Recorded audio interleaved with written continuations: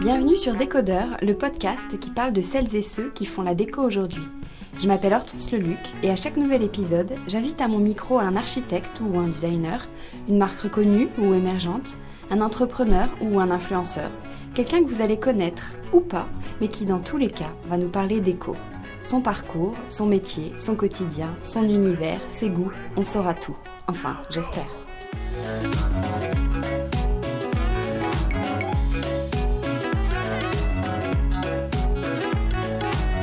Aujourd'hui, je reçois Oussam Kanaan, le fondateur de Kan, la marque de référence en mobilier style années 50 d'inspiration scandinave. Élevé à quelques kilomètres de Beyrouth par un père ébéniste qui l'a beaucoup inspiré, voilà presque 10 ans qu'Oussam s'est lancé dans l'édition et la conception de meubles. La création se fait à Paris et la fabrication au Liban. Une histoire de famille, de savoir-faire et de bon goût dont il nous parlera encore mieux. Bonjour Oussam. Bonjour Hortense. Alors je viens d'effleurer le sujet, vous avez grandi au Liban et votre père avait un atelier d'ébénisterie. Est-ce que c'est lui qui vous a aiguillé dans cette voie ? Est-ce que vous pouvez nous raconter votre parcours jusqu'à la naissance de Kan ? Alors oui, je suis né à Beit Shabab, c'est un village qui est à 20 km de Beyrouth. Je suis fils d'ébéniste qui a toujours son atelier à 50 mètres de notre maison. Alors c'était un petit peu le lieu où je passais pas mal de temps avec mon père. À savoir que mon père, non, c'est un artisan pour lui, l'artisanat c'était un petit peu à l'époque ingrat comme métier. C'était pas un métier qui était très valorisé. Alors pour lui, ses enfants devaient faire des études, si possible à l'étranger, et voilà, et prendre vraiment un autre chemin. Après, bien sûr, j'admirais mon père et je voyais ce qu'il faisait, et avec l'âge, je voyais vraiment l'importance du savoir-faire et de sa force. Et c'est comme ça, indirectement, en fait, inconsciemment, je l'ai suivi parce que voilà, il était comme il était, quelqu'un de bien, de doué dans ce qu'il faisait, et ça m'a inspiré. Mais alors vous avez fait des études, vous avez quitté le Liban et vous êtes venu à Paris faire des études, c'est ça ? Exactement, c'est à 18 ans, après le bac. Je suis venu en France, j'ai commencé par des études d'ingénieur, que j'ai arrêté après 2 ans. Et après j'ai fait une école de commerce, et c'est comme ça en fait. Kan était mon projet de mémoire pour mon master. Après quelques stages, je me suis lancé dans cette aventure. Alors aujourd'hui, vous faites fabriquer justement dans l'atelier de votre père dont vous parliez. Est-ce que votre père est toujours là ? Il est toujours présent ? Mon père est toujours là, l'ancien atelier de mon père également, mais nous avons agrandi l'atelier. On a pris un espace beaucoup plus grand, parce que l'ancien atelier faisait 250 mètres carrés, aujourd'hui on a 1500 mètres carrés. Mais mon père est toujours là, c'est toujours lui qui fait les premiers prototypes de chaque nouveau modèle. Ah oui, il travaille même avec vous. Il travaille, bien sûr, il a 76 ans, mais il est hyper actif, c'est sa vie un petit peu, l'atelier et ce métier. Et le fait aussi de pouvoir transmettre, c'est encore plus important pour lui. Et je pense que c'est le cas de beaucoup d'artisans. Il y a ce côté, ils veulent transmettre leur métier, sinon ça peut mourir, quoi. Et ça c'est vraiment leur obsession, les artisans. C'est ce que je remarquais avec l'entourage de mon père, des gens que j'ai côtoyés depuis mon enfance, quoi. Et c'est la transmission qui permet vraiment cette continuité. Dans cet atelier aujourd'hui, il y a combien d'artisans et ils font quoi ? Il y a 19 artisans, il y a plusieurs métiers. Dans notre atelier, à savoir que à la base c'était un atelier d'ébénisterie, et il y a le plus d'ébénistes, mais avec l'agrandissement, le développement de l'atelier et ce nouvel espace de 1500 m², il y a des nouveaux métiers qui sont intégrés. Et il y a la tapisserie, il y a la peinture, il y a des soudeurs aujourd'hui. Ça, c'est les métiers qui sont au sein de notre atelier. À savoir que nous, on travaille avec d'autres matières comme le marbre, le canage. Et ceux-là sont des artisans qui travaillent avec mon père depuis très longtemps. Mais ils gardent leur indépendance, ils ont leur propre atelier. Et c'est des artisans qui ont des ateliers qui font 50 m² et qu'on travaille avec eux et qui nous font vraiment tout ce qu'on ne fait pas à notre atelier. Ça veut dire le canage, le marbre, ouais. Et d'autres choses aussi. Il y a tout ce qui est fonte de laiton et de chrome qu'on intègre en petites touches dans nos meubles. Vous allez souvent, vous, au Liban ? Comment vous suivez la production ? Alors, j'y vais souvent au Liban. Déjà, j'ai 5 à 6 voyages au Liban. Il y a un voyage qui est assez important pendant les prototypages et surtout les photos qu'on fait là-bas, parce que les photos, on a notre propre studio de photos qui est là-bas, qui est collé à l'usine, et c'est là-bas qu'on fait le shooting, et les photos qui sont sur le catalogue et sur notre site sont faites là-bas. Et alors ça, c'est la période où je passe le plus de temps, on va dire 2 à 3 semaines. Après, il y a toujours, selon les projets et selon les choses à faire, j'y vais pour des petites périodes. Mais j'ai au moins 5 à 6 voyages au Liban par an. Alors au début, vous vendiez en ligne, ce que vous faites toujours, et en parallèle, vous avez ouvert des magasins. Oui, tout a commencé en ligne. C'était notre site, c'était notre e-shop. Ça a commencé en 2010 et 15 mois plus tard, on a pu ouvrir notre premier showroom qui est rue des Vinaigriers, qui était au 28. Et aujourd'hui, on est toujours rue des Vinaigriers au 51, dans un espace qui est plus grand. Et on avait un autre projet pour le 28 qui était un coffee shop à la décoration éphémère qui change tous les 6 mois. Dont la scénographie est confiée à un designer ou à notre équipe créative tous les 6 mois pour mettre en avant notre savoir-faire. Tous les 6 mois, la scénographie va changer. Exactement, la prochaine c'est en juin. J'en viens à vos débuts. C'était difficile au début de se faire connaître. La marque a vite démarré. Le démarrage était assez rapide, c'est passé assez rapidement. En fait, on a pu avoir des projets assez importants pour nous à l'époque, vraiment à nos débuts. Dans les 5-6 mois qui ont suivi, et de se faire connaître, vraiment, il y a eu un accueil assez important, assez intéressant pour nous de la part de la presse, et ça nous a permis vraiment de... C'est exactement ce que j'allais vous demander. Côté business, je ne connais pas trop l'envers du décor, mais côté média, vous êtes une des marques chouchoutes, quand même, des journalistes d'éco. Est-ce que vous vous attendiez à un tel succès? Quel est même le secret de cette réussite? Alors c'est arrivé vraiment, au début je ne m'attendais pas à ça. Bien sûr, aujourd'hui on entretient cette communication et cette relation avec la presse, mais qu'on soit les chouchous, c'est vraiment... c'est génial pour nous. Je ne sais pas comment c'est arrivé, mais on essaye toujours vraiment de faire des choses qu'on aime et qu'on puisse toujours être créatif pour avancer. Et tant que ça plaît, tant mieux pour nous, et on est content. Quels sont vos bests? On est une des marques peut-être qui a plusieurs meubles qui font l'image de la marque. Il y a surtout, bien sûr la banquette, qui est banquette d'Aibet, qui est dessinée par Meredi. Vous pouvez nous dire qui est Meredi? Meredi et Simonian, c'est la cofondatrice de Cannes et une des designers de Cannes, et ma femme. Voilà. Et on travaille ensemble, et en plus elle est la directrice artistique de Cannes. Il y a la banquette, il y a les enfilades, on est assez connu pour les enfilades. Et après là, aujourd'hui, avec la nouvelle collection, on a quelques pièces qui sortent un petit peu du lot. On a un banc qui fonctionne très bien, une table basse. Et c'est toujours avec différents designers qu'on travaille, et c'est ce qui nous plaît. La casquette d'éditeur est importante pour nous. On est avant tout éditeur, avant qu'on soit designer et tout. Mais c'est ce travail d'édition, ce lien entre les designers et les artisans qui nous intéresse le plus. Donc les meubles, vous venez de le dire, sont imaginés par Meredi, qui collabore avec des designers. Comment elle choisit ces designers? Est-ce que vous les sollicitez, vous les mettez en compétition, ou ce sont eux qui vous démarchent? Ça dépend, c'est des rencontres aléatoires. Des fois, c'est des designers qu'on a envie de travailler avec, on y va vers eux, et des fois c'est l'inverse, mais des fois c'est une rencontre dans un vernissage ou vraiment sur un salon. Ça dépend, c'est ce qui est beau aussi. C'est comme les rencontres dans la vie, à chaque fois ça change, mais on cherche, on a quelque chose, on a une idée, moi et Meredi, c'est de ne jamais mettre de frontières, d'être libre dans nos choix. Il ne faut pas que ce soit un designer connu pour qu'on travaille avec, il ne faut pas que ce soit un designer spécialement de mobilier pour qu'on travaille avec.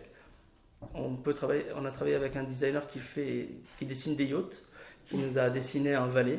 Et cette liberté nous permet vraiment d'être un petit peu différent aussi d'autres marques, d'autres éditeurs, et qui nous permet aussi d'avoir des défis, des challenges. Et c'est intéressant pour nous et pour nos artisans, parce qu'eux aussi cherchent ça, et ça c'est une motivation pour nous.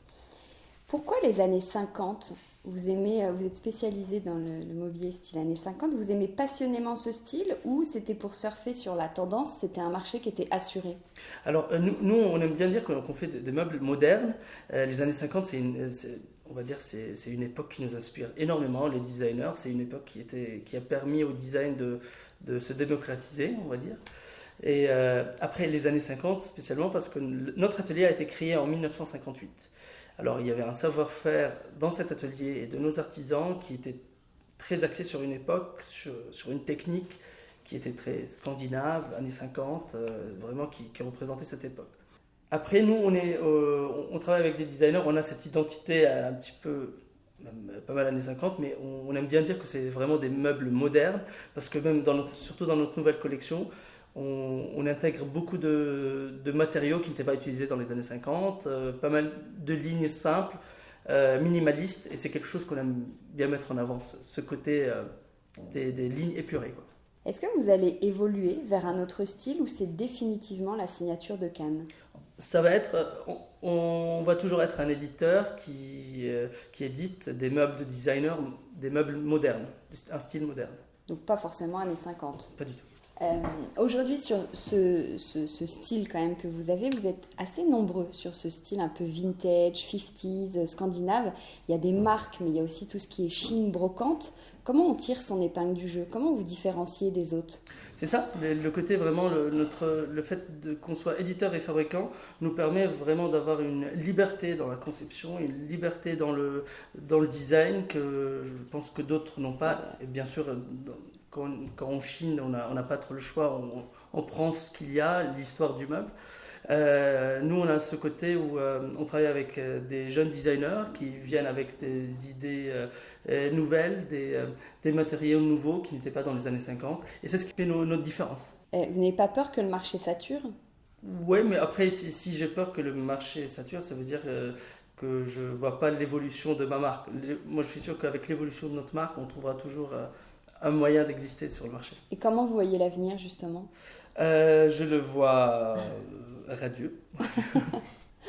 Et voilà, la marque est en plein développement, on est des fois un petit peu euphorique avec ça, et par contre on a un avenir, on est des gens très optimistes, on a vraiment envie de créer plus. On vient de sortir notre nouvelle collection, et on est déjà en train de réfléchir à la prochaine qui est en 2020, alors c'est vraiment notre moteur un petit peu. Et vous avez signé récemment la déco du restaurant Ebe. Vous venez d'ouvrir un coffee shop dont vous parliez tout à l'heure. Est-ce que ça, ce sont les prémices d'une envie d'autre chose ou ça n'a rien à voir? Non, des projets comme cela, dès le début de Cannes Design, on avait commencé à faire des projets sur mesure de A à Z.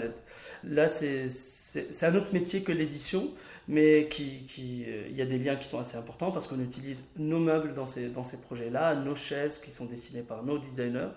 L'idée, c'est vraiment ce qui nous plaît, c'est d'avoir nos meubles dans des cadres différents, dans des styles différents, parce qu'on travaille aussi avec des architectes qui placent nos meubles dans leurs projets. Et ça nous plaît énormément parce qu'on a travaillé avec Agnès Comard qui a fait le restaurant Très Honoré il y a quelques années. C'était un de nos premiers projets. Et c'était un cadre assez floral qui est loin du style de Cannes, mais on a adoré comment nos meubles se sont intégrés vraiment dans ce cadre-là. Sinon, bien sûr, le développement de ce travail de meubles sur mesure pour les projets, cafés, restaurants, hôtels, est en train de se développer de plus en plus dans notre marque, d'où le projet du coffee shop qui nous permet vraiment de mettre en avant à chaque fois nos meubles dans une situation de restaurant ou de café. Et ça aide beaucoup vraiment dans nos partenaires architectes de venir voir les meubles dans une situation, on va dire, animée, vivante. Et voilà, ça les aide aussi à convaincre leurs clients de travailler avec nous. J'en reviens au Liban. Est-ce qu'au Liban, le design a sa place? Est-ce que c'est important? De plus en plus. Et il y a une nouvelle vague de jeunes designers libanais dont on a travaillé avec le studio Caramel et Atelier 130 qui nous ont dessiné différents meubles. Mais surtout, c'est une vague qui est assez importante et on a remarqué lors de Maison Objet de septembre dernier, les designers libanais étaient les invités d'honneur de cette édition. Et ça a mis en avant vraiment le design libanais et ce savoir-faire et on va dire cette patte aussi. Parce que surtout Beyrouth, c'est une ville il y a une énergie importante, il y a de créativité. On était très contents que les designers libanais soient mis en avant en France et en Europe. Et aujourd'hui, on peut le voir, ils rayonnent un petit peu partout. Vos meubles sont vendus au Liban ? Bien sûr, on vend nos meubles au Liban via une galerie qui s'appelle White Walls. C'est nos partenaires là-bas et c'est dans le centre de Beyrouth. On parlait de votre femme tout à l'heure. Comment ça se passe le quotidien d'un couple qui travaille ensemble ? Vous avez des missions bien séparées, j'ai l'impression, mais est-ce que c'est facile de s'y tenir? Est-ce que vous êtes toujours d'accord? Est-ce que vous discutez beaucoup de la marque, notamment le soir et le week-end, vous arrivez à passer à autre chose? En effet, on a des choses séparées à faire, mais on travaille énormément ensemble parce que la direction artistique, on l'a fait ensemble. Le choix des meubles, des designers, on les définit ensemble. Non, c'est un travail vraiment permanent. On communique énormément au bureau et des fois malheureusement aussi à la maison, alors qu'il faut des fois un petit peu couper. Mais non, on discute beaucoup, c'est notre bébé. Cannes, c'est notre passion, c'est ce qu'on aime faire. Alors le travail, c'est le dimanche, le lundi, tous les jours de la semaine, à n'importe quelle heure, on peut parler de travail. Après, des fois, on sait, surtout pendant les vacances, quand on y va en week-end, on arrive à couper, même si quand on voit quelque chose qui nous inspire, on revient à notre travail et tout ça, mais c'est notre passion, alors ça ne nous dérange pas plus que ça. Mais au début, bien sûr, il y avait un équilibre à trouver parce que Meredi a intégré Cannes à 100% il y a 4 ans et demi, alors que j'ai créé la marque il y a 8 ans et demi. Et les premiers mois, c'était vraiment, il fallait qu'on trouve chacun on va dire son poste, ses missions. Et il y avait quelques mois on tâtonnait, mais on a retrouvé vraiment un rythme qui est assez bien, qui nous convenait à tous les deux. Et travailler avec son père, ça s'est bien passé? Ça, c'est le plus facile. Ça. Ah, c'est le plus facile. Ah oui, mais avec mon père. Pour vous? Pour moi, en tout cas, c'était très, très simple parce que mon père, c'est le genre de papa qui sacrifie tout pour ses enfants. Alors, je savais que dans notre négociation, dans les choses qu'on voulait faire, dans comment il allait me suivre, j'étais sûr qu'il allait me suivre. C'était comme si j'avais vraiment une sécurité derrière moi. Il m'a rassuré. Il était vraiment heureux de vous transmettre. Exactement. Alors qu'au début, il ne croyait pas vraiment au projet. Alors, il ne croyait pas au projet, mais il m'a suivi complètement parce qu'il m'a offert tous les prototypes de la première collection. Alors, il me le disait, c'est pas qu'il me suivait en me disant c'est très bien ce que tu fais. Il me disait je pense pas que ça va marcher, mais par contre, t'es mon fils, je fais de mon mieux si tu crois au projet. C'était vraiment dans cet état d'esprit qu'il m'aidait et je mets ça parce qu'il était critique de mon travail, mais en même temps, j'étais sûr qu'il allait m'aider, même s'il n'était pas convaincu. Pour imaginer encore mieux vos journées, j'ai inventé une semaine type avec des créneaux et vous pourriez imaginer ce que vous seriez en train de faire à ce moment-là. Alors par exemple, vous faites quoi le lundi à 9h? Le lundi à 9h, c'est la journée normalement où je dois me reposer parce que je ne travaille pas le lundi. À 9h, je me réveille, Solal, mon fils, aurait déjà pris son biberon. Peut-être c'est le moment où je le prépare pour le prendre à la crèche. Le mardi à 17h. Le mardi à 17h, je suis probablement à mon bureau, en train de finaliser des commandes auprès de mon atelier. Le mercredi à midi. Le mercredi à midi, je déjeune avec l'équipe au coffee shop, à notre coffee shop. Le jeudi à 20h. Jeudi à 20h, Vous avez quitté le bureau? J'ai quitté le bureau, je suis chez moi. Vous n'êtes pas obligé de me le dire. Mon fils est au lit et on prend une bière, moi et Meredi. Et le vendredi à 14h. Le vendredi à 14h, c'est le rush. Le vendredi à 14h, le déjeuner est déjà terminé, j'ai des rendez-vous qui arrivent et je me prépare pour ça. Quel est le moment de la journée que vous préférez? Le matin, le réveil avec Solal qu'on le prépare pour aller à la crèche. Qu'est-ce qui vous inspire? Qu'est-ce qui nourrit l'univers de Cannes? Beaucoup de choses, c'est beaucoup d'observation de ce qui se passe autour de nous, de voyages. Et ce qui inspire surtout Cannes, c'est les métiers, les artisans. Ça a commencé comme ça, c'est le seul lien que j'ai avec l'artisanat, je suis fils d'ébéniste, c'est vraiment la définition quand quelqu'un me dit de me définir vraiment d'une façon assez simple, je dis je suis fils d'ébéniste.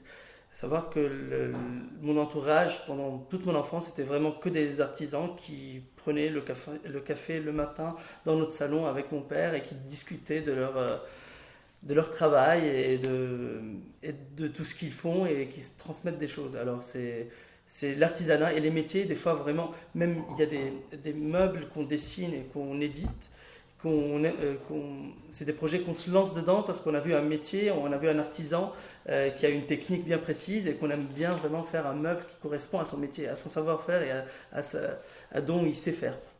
Et chez vous, c'est comment? C'est un showroom Cannes? Il y a plein de meubles Cannes ou... Il y a beaucoup de meubles Cannes.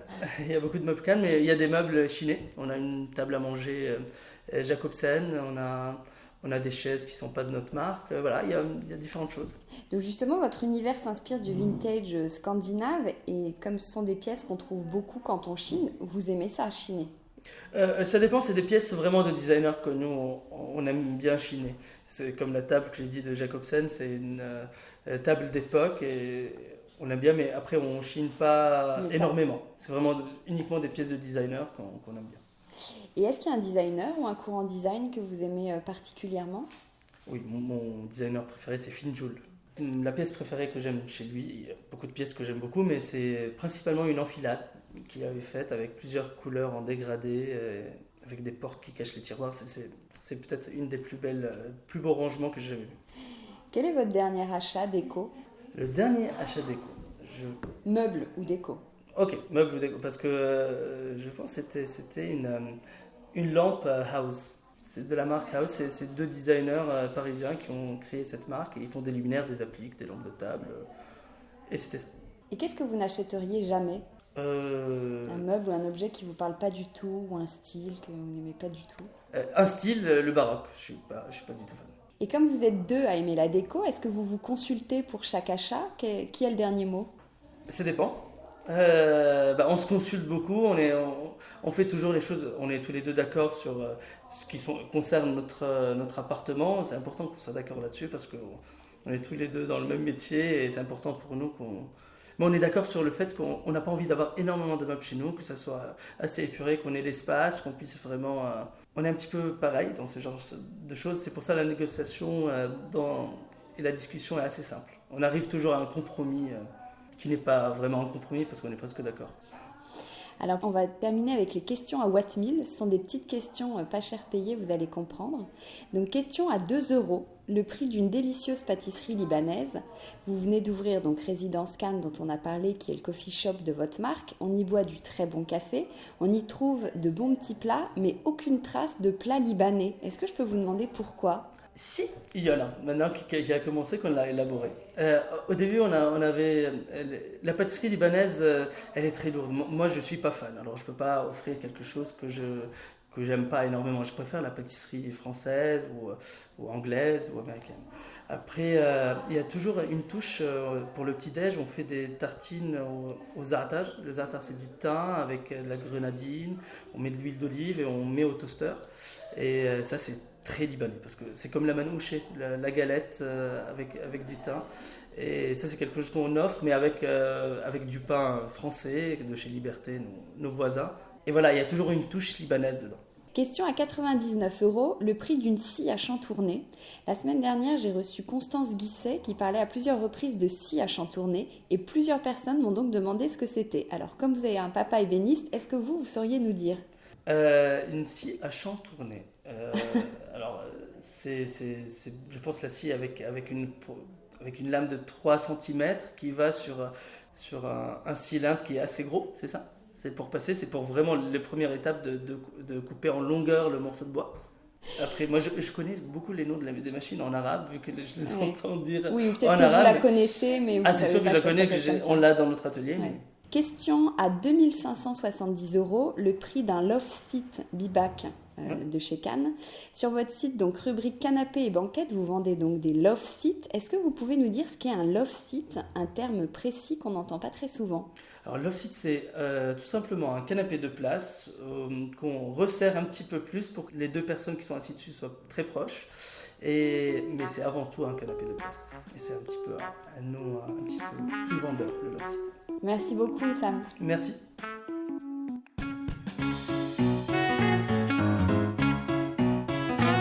Décodeur, c'est terminé pour aujourd'hui. Merci pour votre écoute. J'espère que cet épisode vous a plu. N'hésitez pas à vous abonner à ce podcast, à laisser un commentaire sur iTunes ou sur la plateforme que vous utilisez, à suivre Décodeur sur Instagram, bref, à me faire des retours et surtout à en parler autour de vous. Merci et à la semaine prochaine.